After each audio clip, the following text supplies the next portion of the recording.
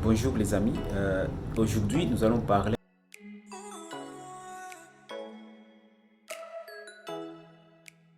d'un sujet tellement important. Je pense que c'est un sujet tellement important. Je vous prie d'aller jusqu'au bout de la vidéo afin de découvrir à long et à large ce que nous allons parler aujourd'hui. Par le nom, je suis Nicolas M. Mignon. Je pense que vous connaissez déjà qui je suis. Vous avez l'habitude de suivre mes vidéos. Et je pense que si c'est la première fois de suivre cette vidéo, cela veut dire que vous êtes à un bon endroit. Oui, vous êtes dans un bon endroit. Pourquoi? Parce que les sujets que nous allons parler aujourd'hui, c'est un sujet qui touche la plupart des gens. Le sujet touche la plupart des gens et les gens ne savent pas comment gérer toutes ces pressions qui arrivent quand ils ont ce genre de problème. D'ailleurs, ce n'est même pas un problème. Mais allez comprendre que vous allez découvrir. Ok, le sujet c'est quoi? Aujourd'hui, nous parlons de comment gérer quelqu'un que tu dois de l'argent tout en gardant une bonne relation.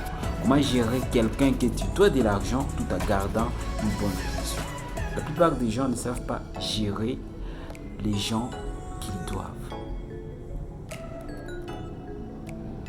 Comment gérer quelqu'un si tu lui dois de l'argent tout en gardant une bonne relation?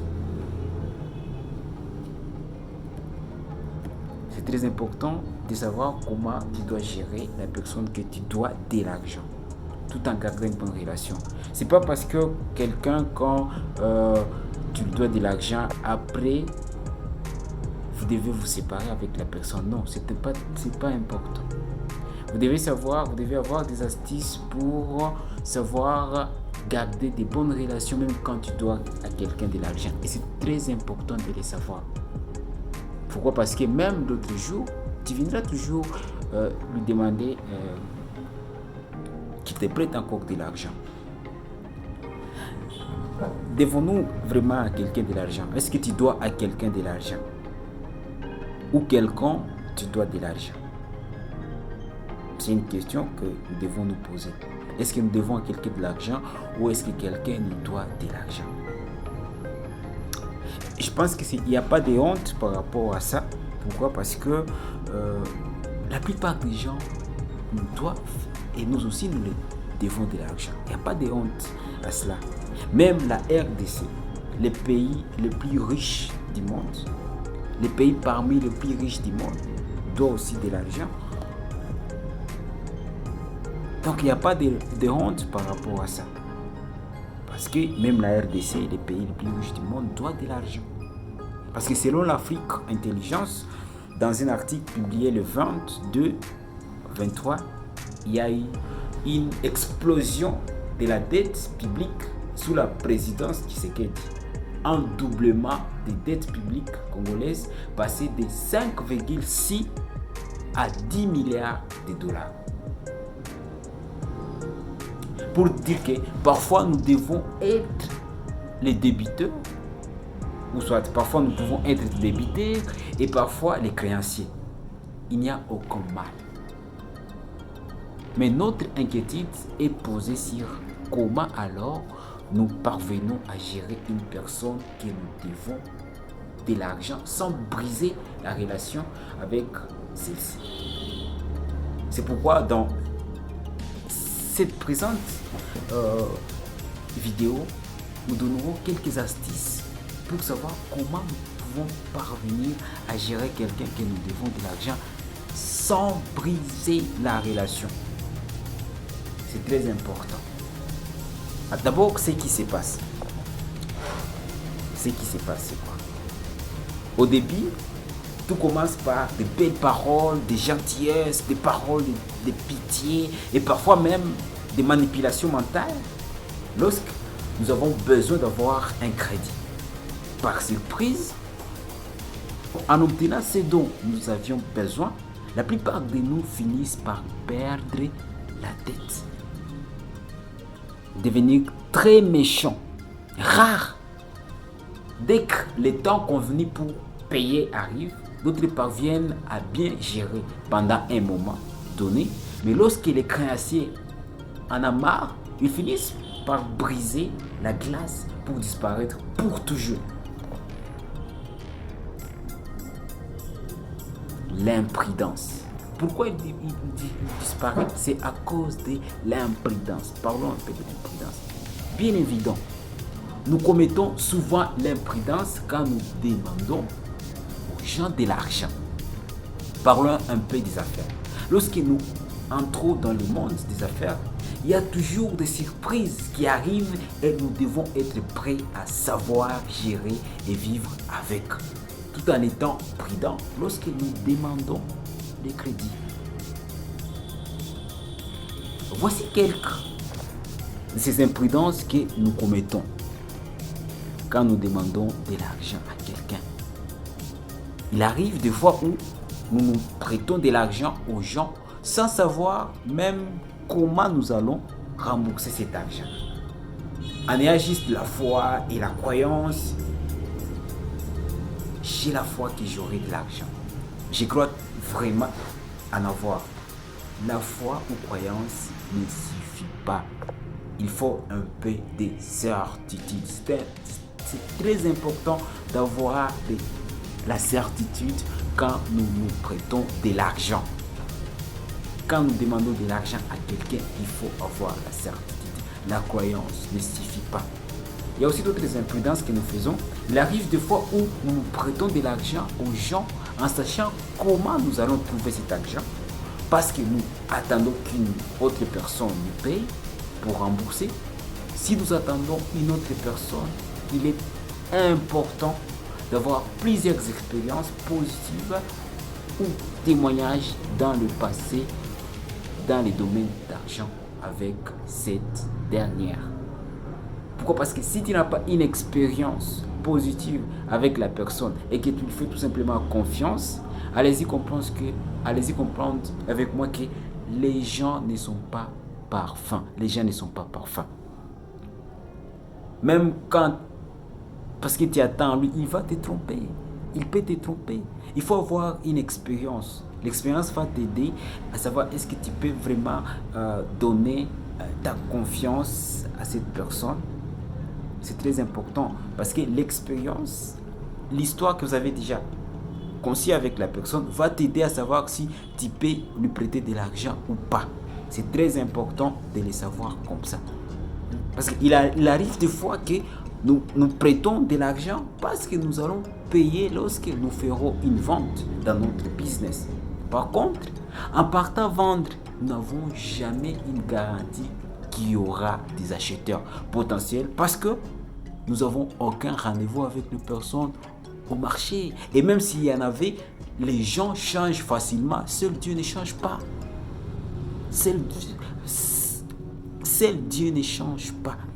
Mais aussi, enfin, il arrive, les imprudences que nous faisons, il arrive des fois que nous prêtons de l'argent parce qu'à la fin du mois, nous toucherons notre salaire. Et si ces jours-là, les boss voyagent sans laisser les instructions pour le paiement. Et si la banque disait qu'il n'y a plus de la connexion, d'ailleurs, parmi les banques, on les constate souvent avec nos banques au niveau de la RDC, tu arrives, il y a autant de personnes sur la ligne et après un certain moment, ils vont dire il n'y a plus de connexion. Et si tu te prêtes de l'argent à quelqu'un et que tu te dis que non, je vais payer parce que j'irai prendre de l'argent au niveau de la banque. Et si la banque disait qu'il n'y a pas de connexion? Et si les boss, ce jour-là, il disait qu'il ne va pas payer, et s'il voyageait et qu'il dit qu'il va payer la semaine prochaine? Ce sont des imprudences que nous faisons. Et du coup, la date pour payer arrive. Et puis, lorsque la date pour rembourser l'argent arrive, nous constatons que tout ce que nous avions prévu au départ pour payer notre dette tourne en sucette. Et la personne que nous devons commence à s'impatienter et nous met une pression. Il nous met une pression, la date est arrivée, comment je vais payer cet argent?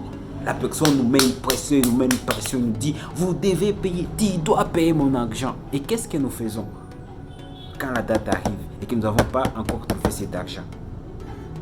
Des erreurs que nous faisons, il y en a autant d'erreurs que nous faisons. Parmi ces erreurs que nous faisons, allez-y comprendre qu'il y a autant d'erreurs que nous faisons. Et parmi ces erreurs, parfois nous fermons nos téléphones. Nous ne répondons plus aux appels ni aux messages. Nous nous faisons très rares. Nous parvenons même à fuir la résidence. Nous parvenons même à fuir là où nous vivons.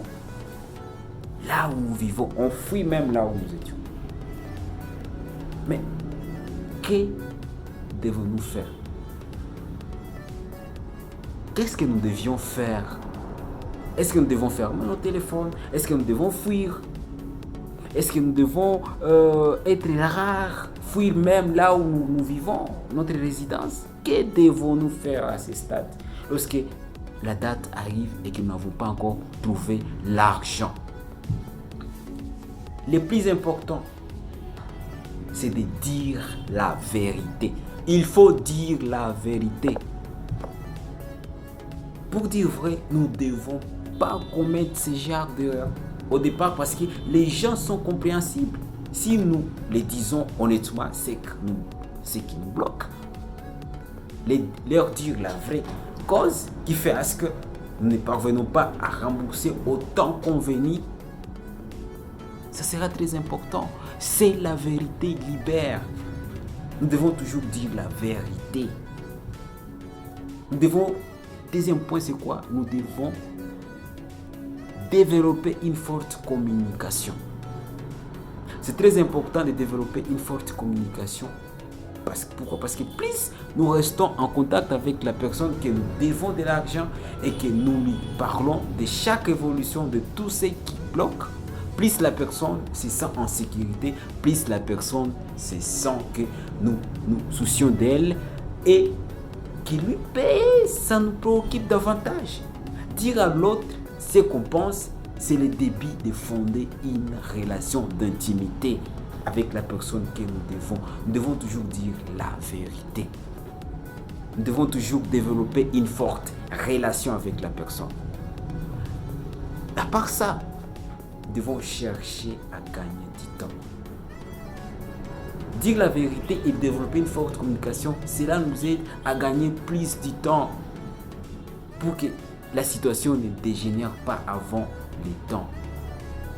Mais au-delà de tout ça, l'autre point, nous devons ne pas agir sous le coup d'émotion. Nous ne devons pas ne pas agir sous le coup d'émotion. Nous ne devons pas agir sous le coup d'émotion. C'est très important de ne pas agir sous un coup d'émotion.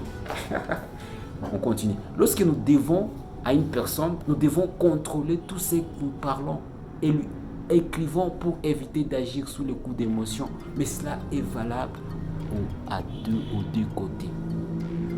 Cela doit être valable à deux côtés.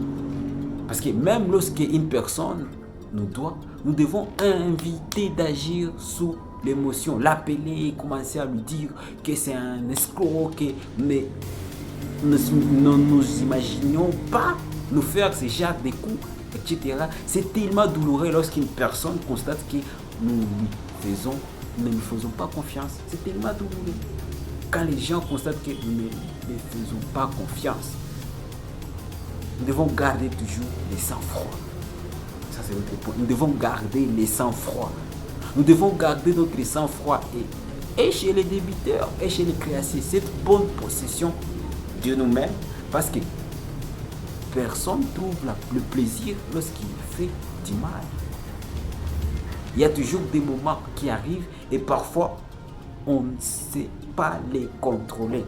C'est vrai, cela n'est pas une excuse d'avoir un minimum d'humanisme, de compréhension, parce que la roue tourne. Cette personne que nous pensons nous escroquer aujourd'hui peut devenir notre sauveur demain si nous avions gardé des bonnes relations, sans jugement de honte. Sans même parler à haute voix. Qui le sait? La roue tourne. Peut-être notre tour de voir quelqu'un arrive bientôt. Nous devons toujours chercher à gagner la confiance. C'est très important de chercher toujours à gagner la confiance. Montrons à la personne que nous devons, qu'elle peut encore nous faire confiance. Ne perdons jamais via cela et cela doit s'appliquer dans les deux sens.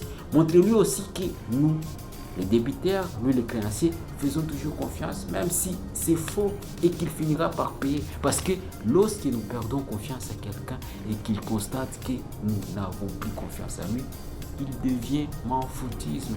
Il s'en fiche de toi. Il attend que nous agissons parce qu'il se dit, c'est fini, j'ai perdu la confiance. Et qu'il fasse ce qu'il veut, il peut faire ce qu'il veut parce que je sais que j'ai déjà perdu la confiance. C'est très important de chercher à gagner la confiance. Mais le plus important lorsque nous devons à quelqu'un, nous devons payer la dette. Nous devons payer la dette. La meilleure façon au monde de gérer la personne que nous devons n'est rien d'autre que de payer sa dette. N'oublions jamais ce vieux dicton. Les bons comptes font de beaux amis.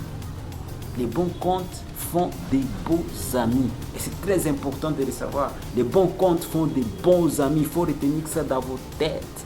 Nous devons retenir ça. Les bons comptes font de bons amis. Nous devons payer la dette.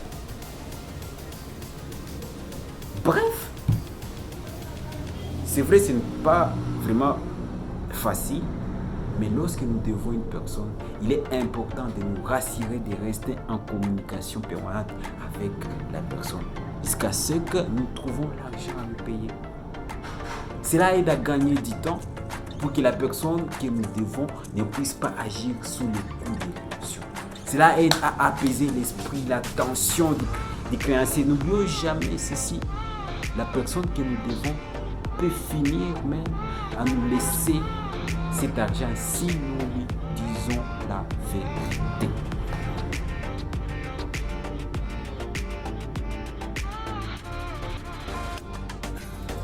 Je pense qu'on a bien compris. À la prochaine, nous aurons l'occasion d'en parler encore et encore et encore sur autre sujet très important. Et restez connectés, partagez la vidéo. Je pense que c'est très important les messages que nous venons d'écouter aujourd'hui. Comment gérer la personne que nous devons de l'argent tout en gardant une bonne relation.